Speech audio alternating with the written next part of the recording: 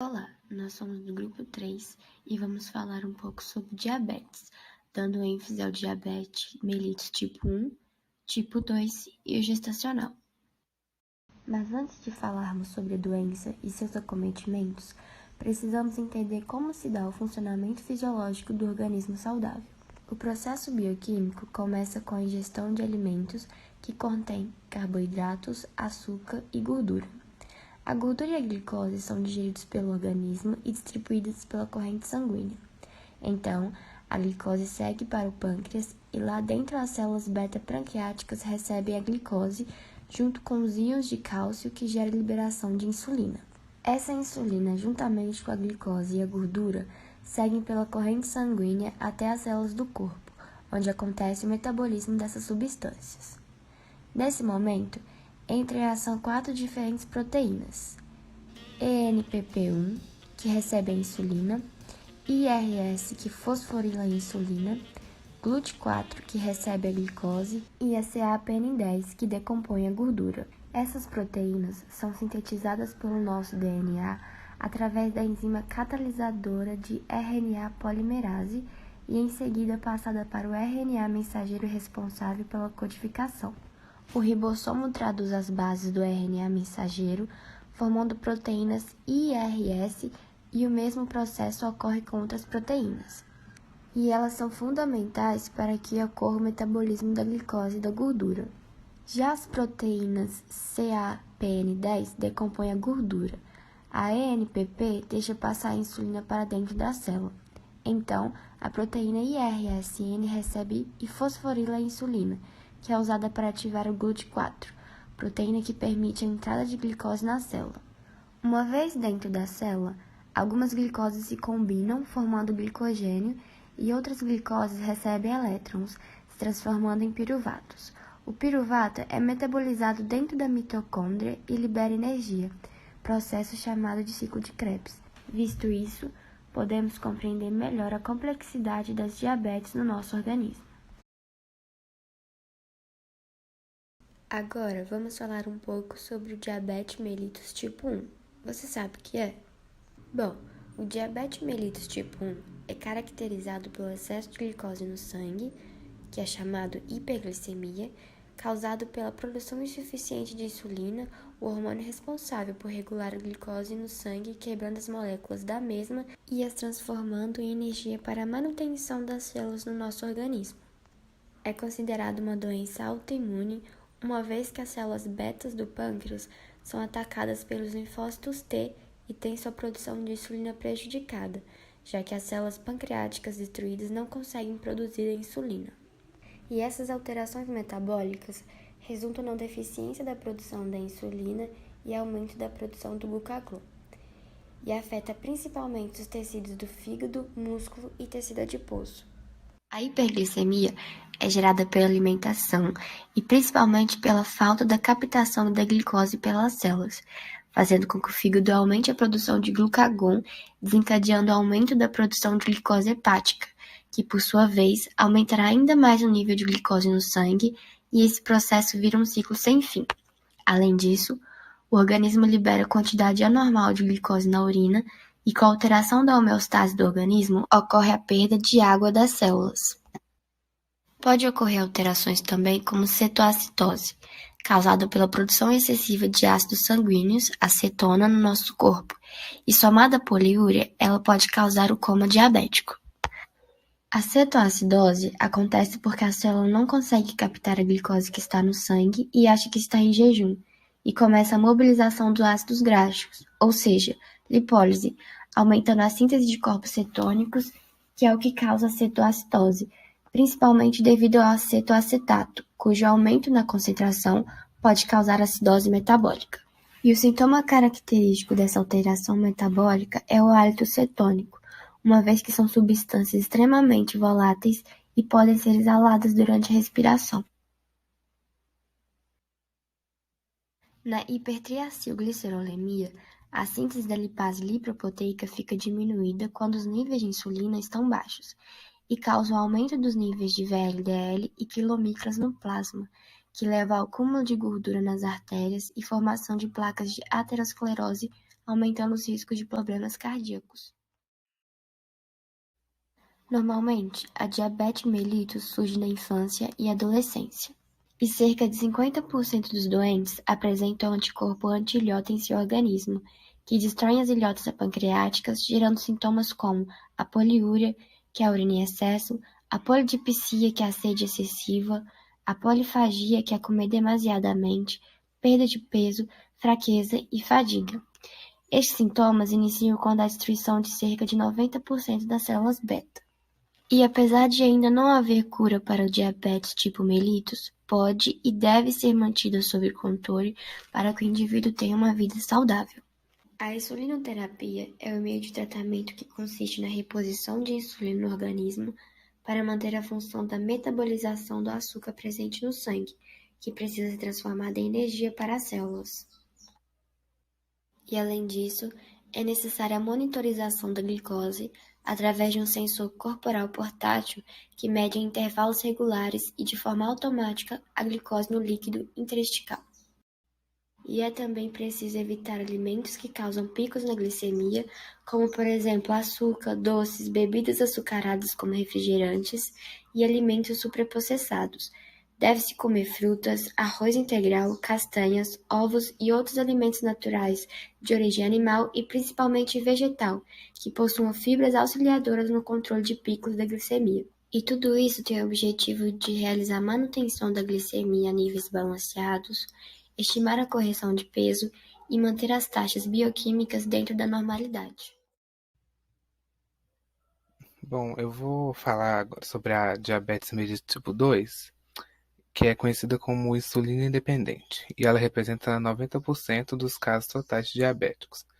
E ela é observada em pacientes acima do peso e com mais de 40 anos, normalmente associada ao histórico familiar da doença e também a fatores ambientais. A diabetes do tipo 2 ela é causada pela redução da sensibilidade dos tecidos alvos ao efeito da insulina. Ou seja, o organismo ele secreta normalmente a insulina, porém sobram a insulina e glicose no sangue, enquanto há células com pouca quantidade de glicose no organismo.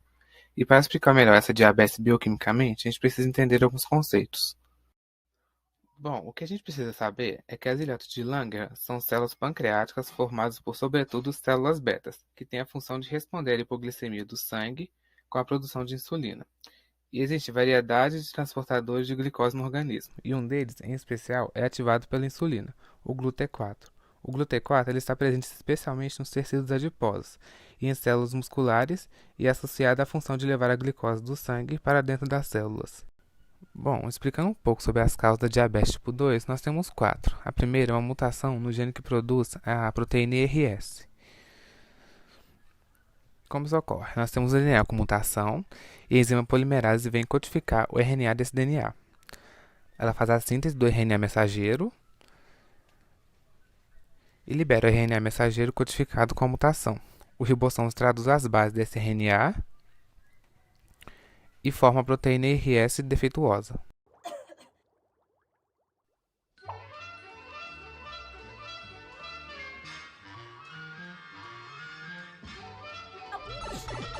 E agora, como podemos ver, a IRS com a mutação ela não consegue fosforilar a insulina,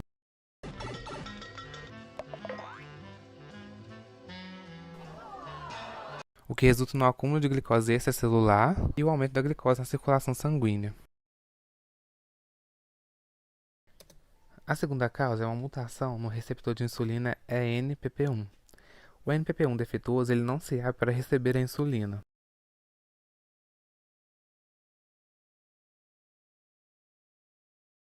Como podemos ver, isso vai gerar um acúmulo de glicose e insulina extracelular, e também no aumento de glicose e insulina na circulação sanguínea.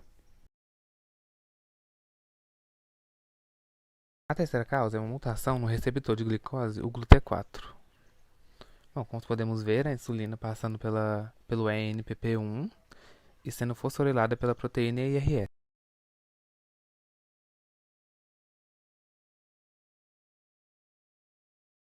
O GLUT4 defeituoso ele não vai conseguir deixar a glicose passar para dentro da célula.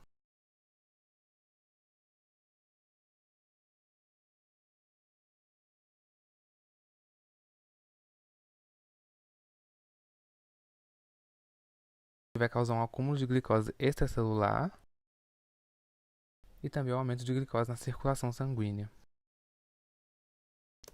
E a última causa da diabetes tipo 2 vai ser o excesso de gordura. Como podemos ver, a CAPN10 decompondo a gordura.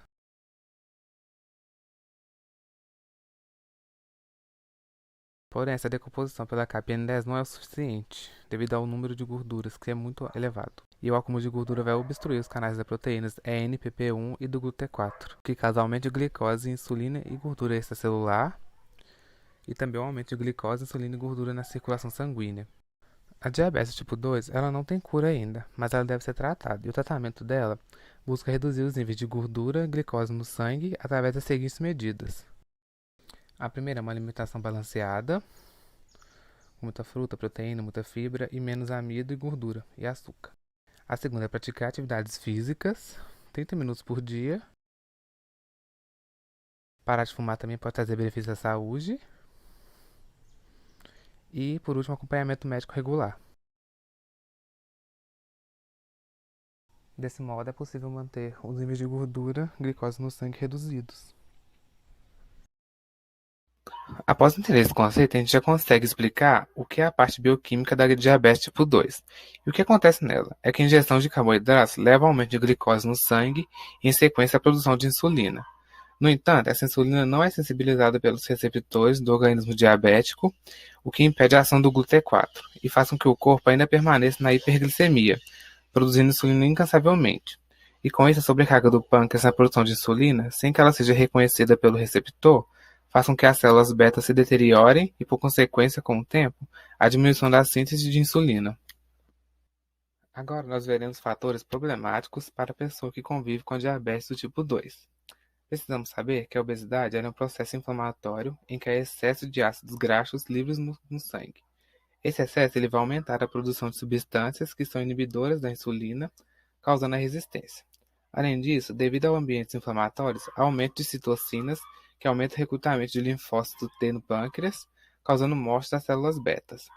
Nota-se então que na diabetes tipo 2 há uma disfunção das células betas produtoras de insulina, devido principalmente à sobrecarga do pâncreas na tentativa de secretar cada vez mais insulina. E além da obesidade, o sedentarismo, a má alimentação, o estilo de vida não saudável são fatores ambientais que podem levar à resistência à insulina. Bom, a diabetes do tipo 2, ela também apresenta disfunções metabólicas, como a hiperglicemia e a hipertriacilglicerolemia, já abordados ao falar do diabetes mellitus do tipo 1. E para entender melhor essa alteração, é preciso lembrar que algumas células possuem enzima lipase lipoproteica, que é estimulada pela insulina no seu funcionamento, permitindo assim a degradação das lipoproteínas. Essa disfunção ela vai ocorrer por quê? Porque nem todos os ácidos graxos que chegam no fígado são utilizados para a formação de corpos cetônicos ou sofrerão oxidação. Desse modo, o excesso de ácido graxo é convertido em triacilgliceróis, que serão secretados em lipoproteínas de baixa densidade, conhecidas como os VLDL. Como essa enzima é baixa nas pessoas com diabetes, os níveis plasmáticos de VLDL e dos quilomicras aumentarão. E por último, vamos falar um pouco sobre diabetes gestacional. A diabetes gestacional é um dos problemas de saúde mais comum em mulheres grávidas. Durante a gravidez, ocorrem alterações metabólicas no corpo da mãe, para proporcionar condições essenciais ao desenvolvimento do feto. Uma dessas alterações é a sensibilidade à insulina, juntamente com a incapacidade de compensação com o aumento desse hormônio. A diabetes mellitus gestacional é definida como qualquer nível de intolerância a carboidratos, resultando em hiperglicemia de gravidade variável, com início ou diagnóstico durante a gestação. Ela acontece quando as células beta-pancreáticas maternas não conseguem secretar insulina suficiente para manter a glicemia normal da mãe. O ambiente diabético na gravidez altera o desenvolvimento da placenta e sua função, que tem consequências prejudiciais para o crescimento e desenvolvimento do feto, podendo causar, por exemplo, a macrosomia fetal, que ocorre quando há crescimento excessivo do feto. Durante a gravidez, o corpo da mãe produz alguns hormônios que podem ser contra-insulínicos, como a epinefrina e o hormônio do crescimento, por exemplo, que atuam aumentando a taxa de glicose no sangue e causando alterações na produção de insulina. Além disso, hormônios produzidos pela placenta também agem de maneira semelhante, como o lactogênio placentário humano, cortisol, o estrógeno, a progesterona e prolactina. Hormônios esses que diminuem a sensibilidade à insulina. A glicose é uma molécula de grande importância para o feto e durante todo o processo de gravidez. Por esse motivo, uma importante adaptação metabólica materna é a redução na sensibilidade à insulina. Agora vamos falar um pouco sobre a atuação do fisioterapeuta nos pacientes com diabetes. O fisioterapeuta possui um grande e amplo campo de atuação no cuidado do paciente diabético, já que possui competência para os 3 níveis de atenção à saúde. E ele se destaca, sobretudo, em relação aos comprometimentos neurológicos, como a polineuropatia motora aguda subaguda, que pode acompanhar a polineuropatia sensomotora, que causa a fraqueza muscular distal e atrofia, principalmente nos membros inferiores, e ele também pode atuar juntamente à prevenção das doenças e possíveis complicações decorrentes, uma vez que olhos, rins, nervos, coração e vasos sanguíneos são afetados por causa da grande quantidade de açúcar que tende ao mau funcionamento de vários órgãos e os encaminha para o desenvolvimento de infartos, derrames, insuficiência renal, entre outros.